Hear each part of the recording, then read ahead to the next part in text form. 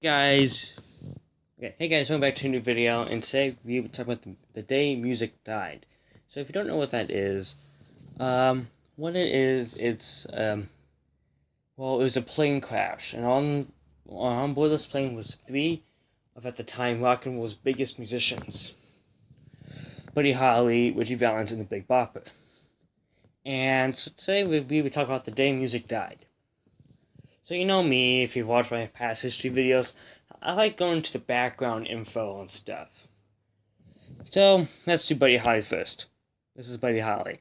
Okay, he was born in Lubbock, Texas, in 1936, and by the mid '50s, he formed a country and it was like country western band named Buddy and Bob. Bob was Bob Montgomery, who actually later would become a very successful country producer and songwriter.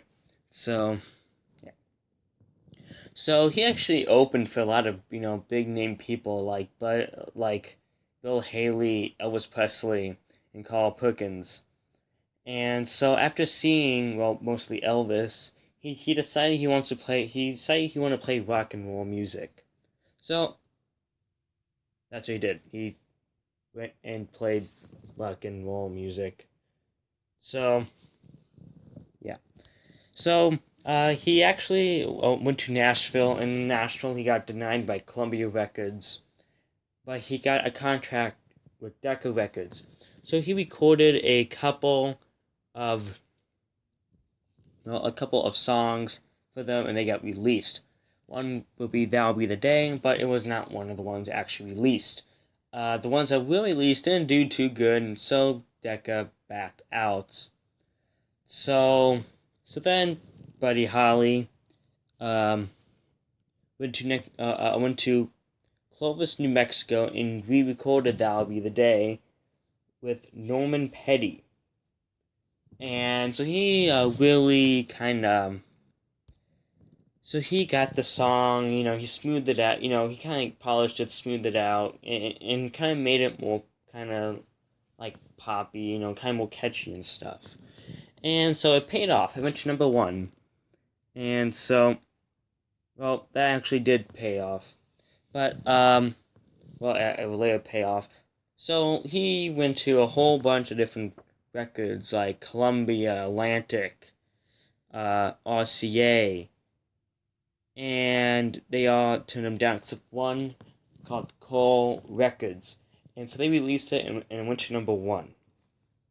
Also during this time, Norman said you probably should get a band name. So they started brainstorming. Even the Beatles was thrown out there, but in the end they settled for the Crickets.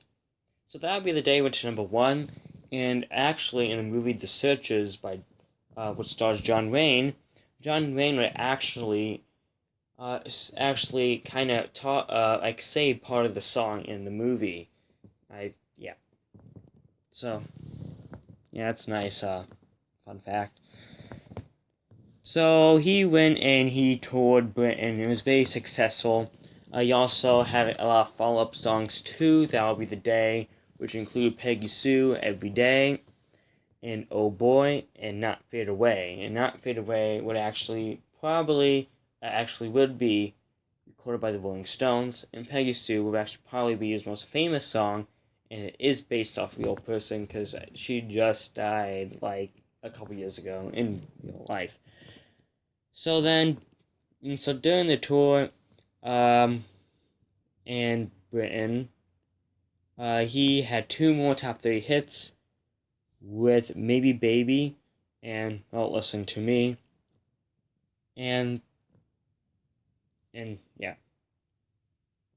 So then in 1958, he had the song Wave On and Think It Over.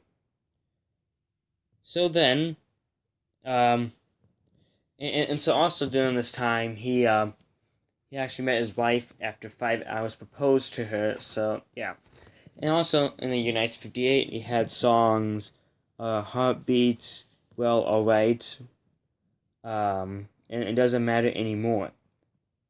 and then Raining in My Heart, which was Buddy Holly's favorite song he ever recorded. So then he went and he joined the Winter Dance Party tour. So now let's talk about Ritchie Valens. So this is Ritchie Valens.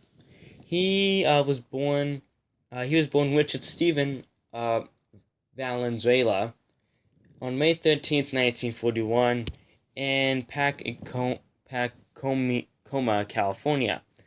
He's mostly famous for the song La Bamba and Donna, and he's also famous for being rock and roll's first Latino rock and roll star. So, at a young age, he developed a love for music, and he learned to play a number of different instruments, eventually guitar. At 16 years old, he joined his first band called the Silhouettes. I think I said it right.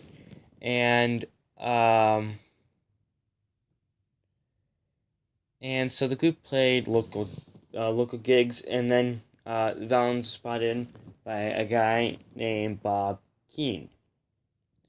That's Bob Keane to the left, and signed him on to a record label at his own record label called the Del-Fi record label. And so he had hits. Like his first one was "Come On, Let's Go," but it was only a minor hit. And also during this time, because his name was Valenzuela, Bob mentioned that he should shorten it to Valens. So that's what he did. He shortened it to Valens. And he had greater success with songs like La Bamba and Donna, which I already mentioned. Donna was actually based off his high school girlfriend, Donna Ludwig. And La Bamba is actually a Mexican kind of traditional folk song, and so then he went and redid it and kind of did more like kind of rockier kind of feel to it. And so the whole song is actually in Spanish, and Ritchie Valens doesn't know how to speak Spanish, but I think he nailed it pretty good. So yeah. Then in December 1958, he was on the American Bandstand, hosted by Dick Clark. This show will go, I think, on to the 80s. And so after that, in February of 1959, he went and joined the tour with Buddy Holly, the Winter Dance Tour. So next, we talk about the Big Bopper. So this is the Big Bopper. He was born in Sabine Pass, Texas, or Port Arthur, Texas. It has both names listed. In 1930. He was born as Giles Pay Richardson, or JP, and also Jr. So yeah, so Giles Pay Richardson Jr. So then he soon became actually a local disc jockey, and that's when he got the name the Big Bopper. And so then he actually started recording music. His most famous was Chantilly Lace. And then in 1959, he joined up with Buddy Holly, Ritchie Valens, and the Dion and the Belmonts.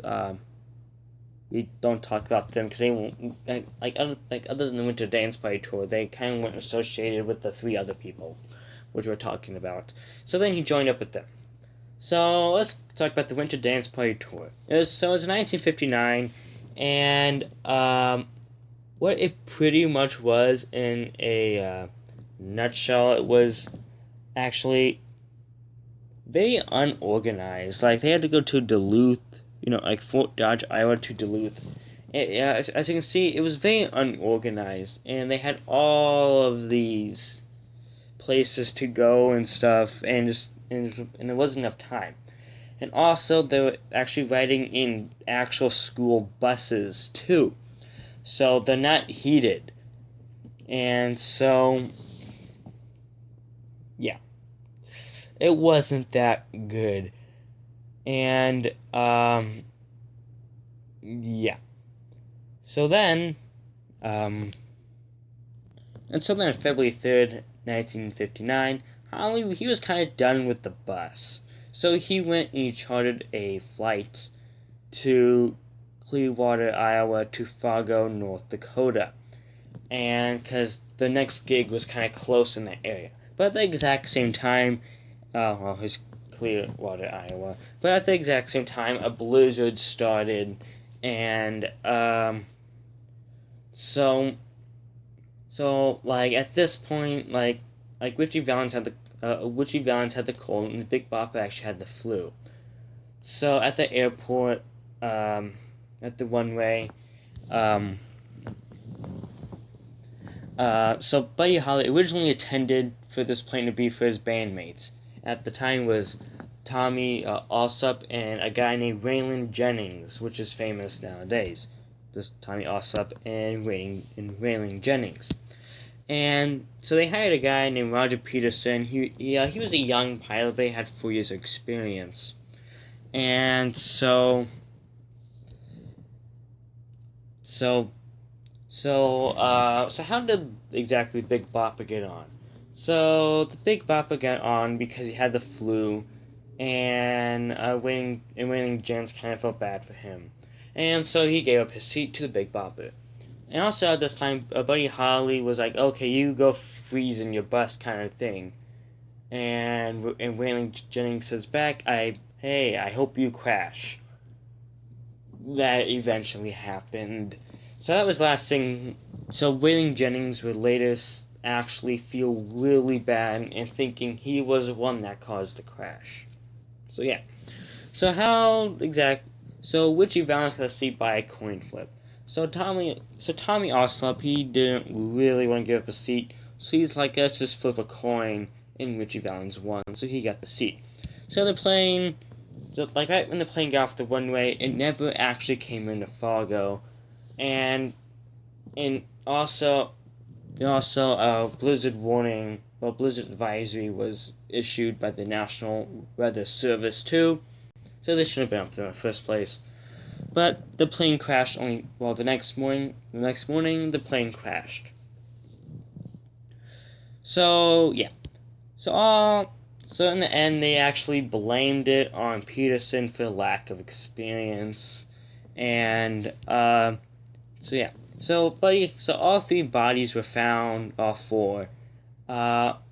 Richie Valens, the Big Bop, and Buddy Holly were all thrown from the plane, as Peterson was actually still inside. So afterwards, Buddy Holly would have 4 post-months album. We actually have 4 albums after he died, because he recorded all this music, demo recordings and stuff. And he would actually have a handful of hits. And so the background band was actually recorded by the Fireballs. His last album would come out in the late 60s, around 1967 and 1969. He would also influence a band called the Beatles, and the first song they actually would record would actually be "That'll Be the Day," and his song would actually, and a couple of songs would actually be played in the movie American Graffiti. And his glasses were actually kind of lost to history until 1987, when they were actually found in a drawer in the Clear Lake, Iowa. And in a drawer at the police station, and returned to his wife. And then also in 1978, there would actually be a kind of biopic on him, and kind of ironically, it will be the last movie that Keith Moon, the drummer of The Who, would actually watch before he died later that day. So Richie Valens, he was only 17 when he died. He will have 3 albums after he died, because all of his albums were actually, he only had singles. He actually never recorded a full-on album. But he had a whole bunch of singles and a lot of unreleased stuff. So they got two albums out of his stuff that he recorded, and the third was actually a live album. And then there'll also be a biopic on him in 1987.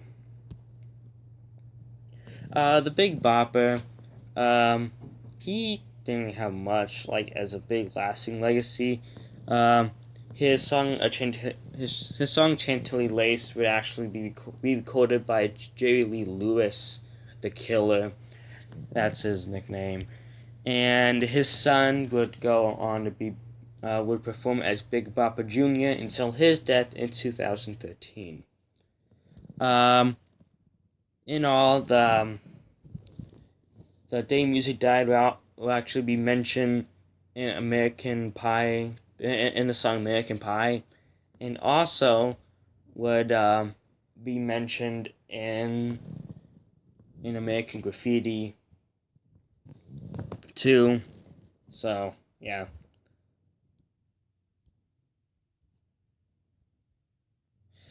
So that was the day the music died. That's basically all what happened. So if you have any comments, complaints, questions, answers to those questions, please leave a like and subscribe. And that's all I have. See you in the next video.